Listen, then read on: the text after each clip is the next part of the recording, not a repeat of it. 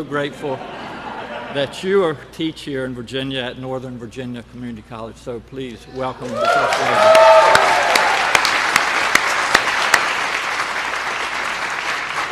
As you probably know, there are a number of dignitaries here with us today, and I'd like to give it my best attempt at recognizing some of them. We have Congressman Jerry Connolly. Jerry, thank you for being with us today.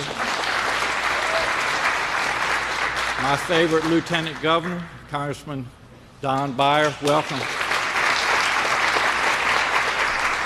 Senator George Barker, I saw in the audience. Senator, good to see you this morning. Senator Adam Ebbin, thank you very much for your leadership. We have the Speaker, the first woman Speaker of the House of Delegates, Speaker Eileen Philipporn. Welcome, Eileen. And our leader in the House of Delegates, Charnel Herring. Charnel, welcome. Our Mayor, Justin Wilson, is here with us today. Justin. We have numerous members of our local council and school board. Thank you all so much for being here and your leadership over this past year. And finally, Superintendent Greg Hutchins for helping to put all this together. Thank you. It is also great to see all the students with us today and teachers.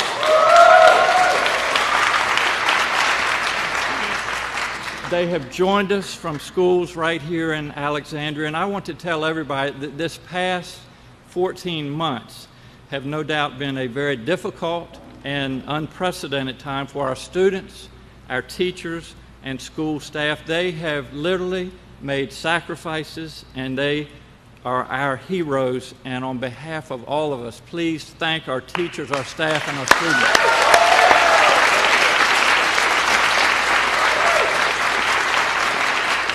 Today, we mark a tremendous milestone in our fight against COVID-19. As of 12:01 this morning, for the first time since March 2020, there are no limits or capacity or distancing in Virginia's restaurants, businesses, offices, or other venues. That's something that we can all be proud of. We are closer to a more normal life than we have been in the past 14 months. And I don't know about for you, but for me, that feels really good. For this, we can thank the vaccines and the scientists and researchers who developed them. We're now roughly 6 months into the vaccine rollout, and I'm proud to say that 66% of Virginia adults have had their first shot. 54%, more than half of Virginians, are fully vaccinated, which puts us 14th amongst all states and ahead of other states in the South.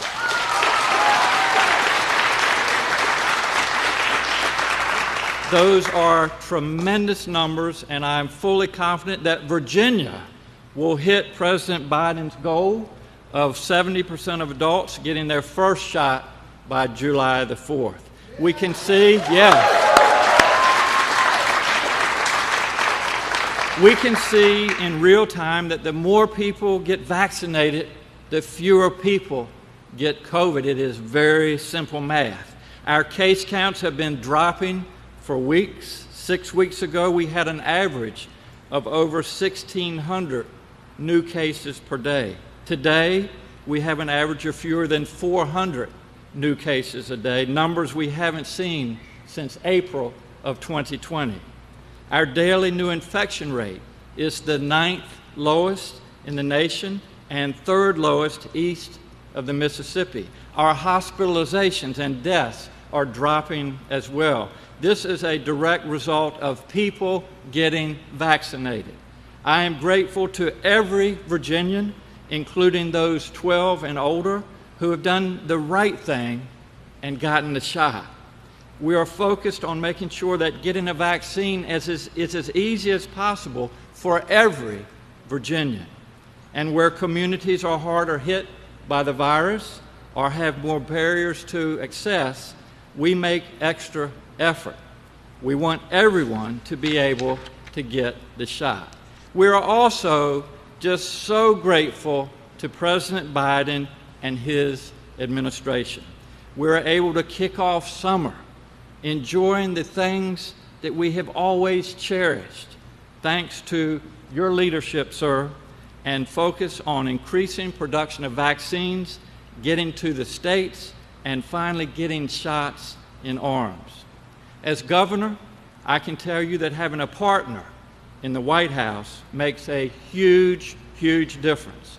Setting clear goals, as he has done, and supporting us with the resources we need to meet those goals.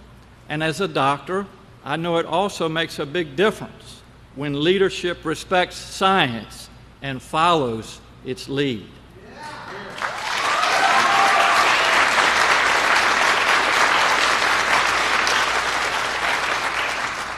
Finally, this weekend, as you all know, is Memorial Day. Lifting the capacity and distancing restrictions will make a big difference for those businesses relying on holiday travelers. But we cannot forget the purpose of Memorial Day, to honor those military service members who have made the ultimate sacrifice for freedom. This weekend, please, please take the time to remember them and their sacrifice and to comfort their families. All of our service members deserve that. Thank you all so much. Jacob.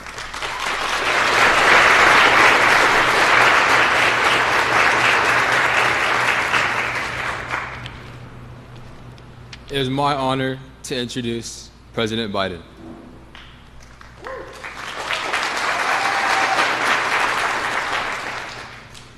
Welcome to Virginia, Mr. President, and our First Lady, Dr. Jill Biden. Dr. Biden, you are no stranger to the city of Alexandria. You have taught here at the community college for many years. We are proud to have both of you here today. My name is Jacob Bosley, and I'm a high school junior. I want to start by saying thank you to President Biden and Governor Northam. Because of the incredible work that has been done by your administrations, doctors, nurses, and volunteers all over the country, I'm able to be here today, fully vaccinated and without a mask. It feels great, and I'm really excited to get back to normal and enjoy my summer vacation.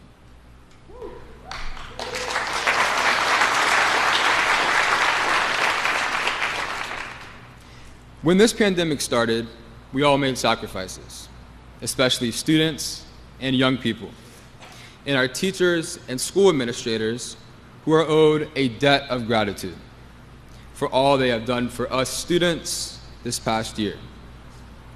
It's been a long year. For months, my brothers and I, my parents, we have masked up and kept our social distance to protect those who we love. And we are going to keep using good common sense, wear a mask in a large, crowded area, keep our distance, and wash our hands for 20 seconds, just as Dr. Fauci said. And most importantly, get vaccinated. I've had my second shot, and it's a game changer. My school is back open, offering in-person learning. I'm playing sports and hanging out with my family and friends. With Memorial Day weekend here, I'm excited to go to the pool and go on vacation with my friends and family. Last but not least, I'm also excited to have a normal senior year of high school. This wouldn't have happened without Americans doing the right thing and getting vaccinated. And it definitely wouldn't have happened without the strong leadership behind our president, Mr. Biden.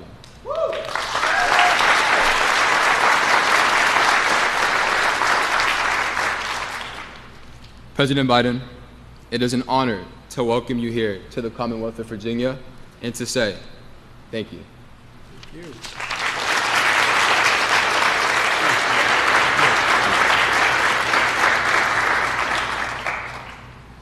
I don't know about y'all, but following a governor, introducing the president in front of about half the legislature and the national press, when I was a junior in high school? No, it wouldn't be close. I just want you to remember me when you're president. When I go by, don't say Joe who, okay? Promise me? Before I begin, I'd like to say a quick word about an old friend of mine. A quick word about Senator John Warner. I had the privilege of serving with John for 3 decades in the United States Senate. And I can say without hesitation he was a man of conscience and a man of honor. And in his life full of honors, the most enduring was his service to the people of Virginia. And we're going to miss him dearly. And, you know, John took chances. I was stunned, pleased and stunned, when in the middle of my primary, John endorsed me for President of the United States. It was how things sort of used to be back in the old days in the United States Senate when I first got there. People, that didn't happen that often, but people would cross the aisle to work with one another. John was a man of great integrity, and he's going to be missed, and Virginia was just fortunate to have him as long as they did. Now, Jacob, I want to thank you for sharing your story, and I want to, you pointed out that my wife works for the governor. No wonder she doesn't pay attention to me when I'm around the governor. But all kidding aside, I'm very proud of the fact that Jill has, teaching is not what Jill does. Teaching is who she is. And she's done it her whole adult life. And she's still doing it. I know some people said, when you're first lady, are you going to continue to teach? She said, yes, but I don't think she bargained for having to teach online initially. You know, students, I watched her. She spent more time, 4 hours a day, for about a month, learning how to teach online. So don't feel bad about y'all having to do it. I watched the teachers have to do it. At any rate, and I just want to say that, you know, we're in a position now, Governor Northam, I want to thank you for your welcome to the Commonwealth. And I want to thank you for all you're doing to help win the fight against COVID. You're one of the best governors in the country in taking this on. And you did it from the beginning.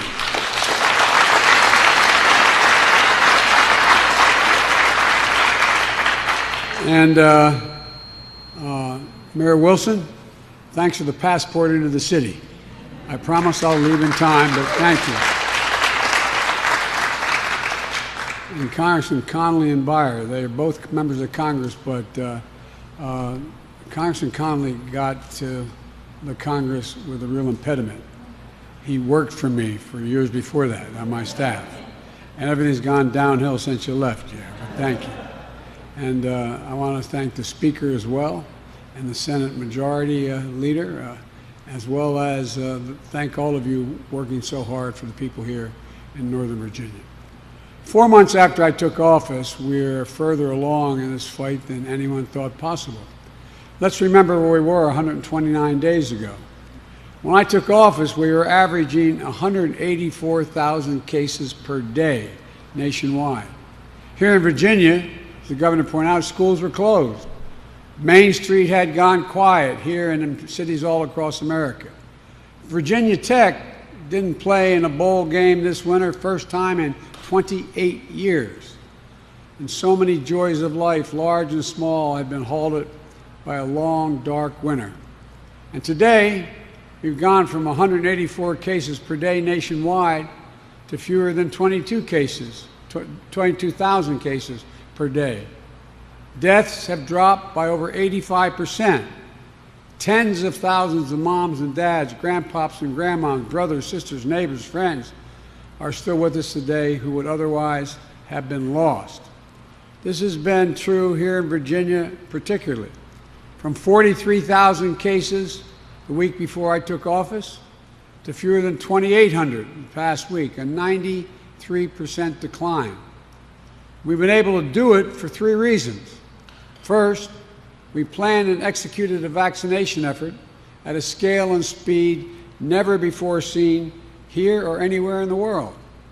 Here in Virginia, that meant $247 million in federal funding for community vaccination sites, over 360 federally funded National Guard members supporting the state's COVID-19 response, getting doses to community health care centers, 1,000 pharmacies all across Virginia, and creating a mass vaccination site in Norfolk, initially run by the Federal Emergency Management Agency and the United States Navy in partnership with Virginia.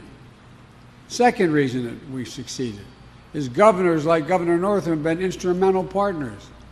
Leaders in red states and blue states working with businesses, faith leaders, community groups to get it done at a local level. And thirdly, and most crucially, the American people. More than 165 million Americans so far have done their patriotic duty, 165 million, and gotten at least one shot. Americans of every party, every race, creed, have come together, rolled up their sleeves literally, and done their part. Now, 51% of American adults have been fully vaccinated. 75% of seniors fully vaccinated, leaving nobody behind, black, white, Hispanic, across the world, across the board. They've been getting their vaccinations. In Virginia, 55%, as the governor said, of all adults are vaccinated. I believe that's the right number, Gov. And look at what that means. We aren't just saving lives, we're getting our lives back. Stores and restaurants up and down Main Street are hanging open signs on their front doors. And here in the rock climbing gym, we're greeted by another, and we're greeting one another with smiles, with our masks off. And I'm about to do this 60-foot wall, but I tell you what, I work out every morning, but I said, I have trouble holding those grips then. And the young man said to me, he said, the way to work your hands, he said, get a kettlebell, a light one, and just put it under your fingers and work it that way. Tonight I'm trying. But folks, look, in Norfolk and Fredericksburg, fans are heading back to the minor league ballparks. Pools and parks are opening up across the state. Families are heading down to spend Memorial Day weekend at Virginia Beach, and all over the country. We've gone from pain and stagnation of a long, dark winter to an economy on the move growing faster than it has in nearly 40 years. From anemic job creation in the months before I took office to the fastest job creation in the first 3 months of any administration in American history, and rising wages.